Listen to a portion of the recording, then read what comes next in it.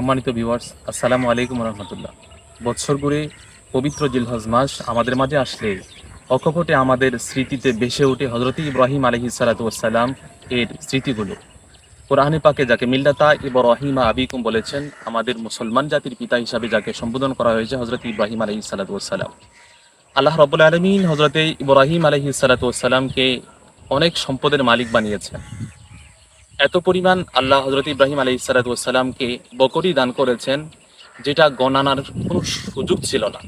এত পরিমাণ উট আল্লাহ তাআলা হযরত ইব্রাহিম আলাইহিস সালাতু ওয়াস সালামকে দান করেছেন, যেটা গণনা করার কিংবা পরিমাপ করার কোনো সুযোগ ছিল না।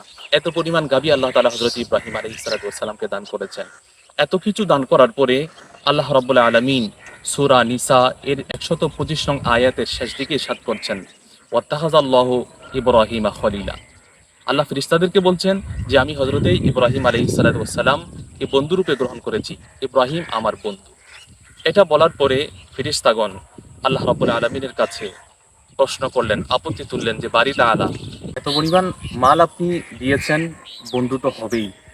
তখন আল্লাহ তাআলা ফেরেশতাদেরকে বললেন, যাও ঠিক আছে, তাহলে আমার ইব্রাহিমকে আজমাইশ করো, পরীক্ষা করো, ইমতিহান নিয়ে আসো। তখন ফেরেশতা হযরত ইব্রাহিম আলাইহিস সালাতু ওয়াস সালাম এর কাছ থেকে পরীক্ষা নেওয়ার জন্য দুনিয়াতে অবতরণ করলেন। হযরত ইব্রাহিম আলাইহিস সালাতু ওয়াস সালাম প্রতিদিনের মতো তার সকল পশুর পালগুলো নিয়ে চারণভূমিতে ছিলেন। এমত অবস্থায় ফেরেশতা মানব আকৃতিতে ওনার পশুর পালগুলোর মাঝখানে এসে চারণভূমিতে বসে হয়েছেন এবং সুউচ্চ কণ্ঠে উচ্চারণ করলেন, সুবহানাল্লাহি ওয়ালহামদুলিল্লাহি ওয়ালা ইলাহা ইল্লাল্লাহু আল্লাহু আকবার। হযরত ইব্রাহিম আলাইহিস সালাতু ওয়াস সালাম এটা শুনে খুব আশ্চর্যান্বিত হলেন যে এত সুন্দর ভাষায়, এত মিষ্ট কণ্ঠে আমার প্রভুর প্রশংসা কে করছেন, আমার প্রভুর জিকির কে করছেন। তিনি উঠে দাঁড়ালেন এবং খুঁজতে লাগলেন সেই ব্যক্তিকে, কে এই চারণভূমিতে আমার রবের জিকির আদায় করছেন, তাসবিহ পাঠ করছেন। তদুপরি খুঁজতে খুঁজতে চারণভূমির মাঝখানে দেখতে পেলেন ওই বান্দাকে। তখন হযরত ইব্রাহিম আলাইহিস সালাতু ওয়াস সালাম বললেন, তুমি কি সেই ব্যক্তি যে আমার প্রভুর সুন্দর করে গুণগান গাইছো? তখন ফেরেশতা বললেন, হ্যাঁ, আমি সেই ব্যক্তি। হযরত ইব্রাহিম আলাইহিস সালাতু ওয়াস সালাম তখন তাকে আরজ করলেন যে আরেকবার সেই তাসবিহগুলো পাঠ করো, সেই জিকিরটুকু আদায় করো যেখানে আমার আল্লাহর প্রশংসা ছিল। তখন হযরত ইব্রাহিম আলাইহিস সালাতু ওয়াস সালামের এই প্রশ্নের জবাবে ফেরেশতা বলেছিলেন যে আমি এতক্ষণ পাঠ করেছিলাম আমার আপন মর্জিতে, আপন ইচ্ছায়। এখন আপনার ইচ্ছায় যেহেতু আমি পাঠ করব, আমাকে সেটার জন্য বিনিময় প্রদান করতে হবে। তখন হযরত ইব্রাহিম আলাইহিস সালাতু ওয়াস সালাম বললেন, কি বিনিময় তুমি চাও? ফেরেশতা বললেন যে আপনার যেই বিশাল বকরির পাল রয়েছে, আমাকে এই বকরির পাল এর মালিকানা দিয়ে দিতে হবে, হস্তান্তর করতে হবে। তখন হযরত ইব্রাহিম আলাইহিস সালাতু ওয়াস সালাম বললেন, কোনো সমস্যা নেই, আমার এই বকরির পাল তোমার, তুমি আমাকে আমার রবের সেই সুমিষ্ট ভাষায় আমার রবের জিকিরটুকু শোনাও। তখন ফেরেশতা বলতে লাগলেন, সুবহানাল্লাহি ওয়ালহামদুলিল্লাহি ওয়ালা ইলাহা ইল্লাল্লাহু আল্লাহু আকবার। এভাবে করে হযরত ইব্রাহিম আলাইহিস সালাতু ওয়াস সালাম আবার আরজ করলেন যে আরেকবার শোনাও। তিনি আরেকবার শোনান। ফেরেশতা আরেকবার শোনানোর পরে হযরত ইব্রাহিম আলাইহিস সালাতু ওয়াস সালাম যে আবার বললেন যে আরেকবার শোনাও। এই তাসবিহগুলো যতক্ষণই হযরত ইব্রাহিম আলাইহিস সালাতু ওয়াস সালাম শুনতেছিলেন, তখনই তিনি কখনো ক্রন্দনরত অবস্থায় রয়েছেন, কখনো হুঁশ হারিয়ে ফেলছেন, কখনো রবের প্রেমে বিভোর হয়ে যাচ্ছেন।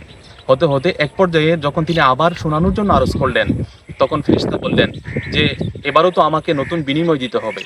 তখন হযরত ইব্রাহিম আলাইহিস সালাতু ওয়াস সালাম বললেন যে তুমি আমাকে আমার রবের তাসবিহ শোনাতে থাকো, বিনিময়ে আমার যত সম্পদ আছেন সবটুকুনের মালিকানা আমি তোমাকে হস্তান্তর করলাম।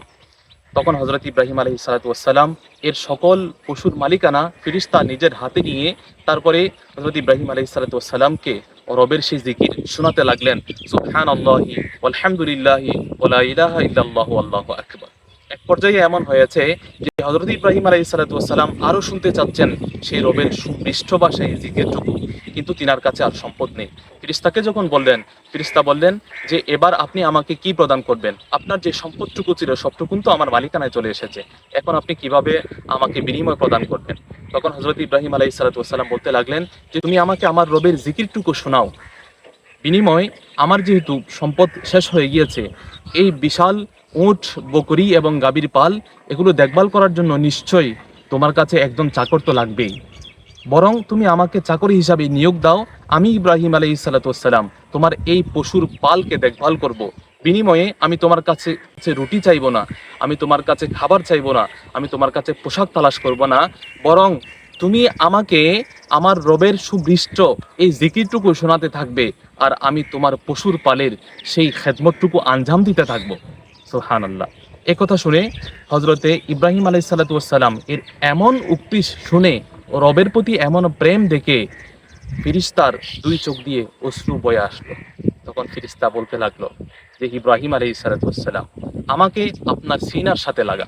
পেয়ারা হাজরিন, হযরত ইব্রাহিম আলাইহিসসালাম এইভাবে বিভিন্ন পরীক্ষার মাধ্যমে আল্লাহ তাআলার সন্তুষ্টি হাসিল করেছেন।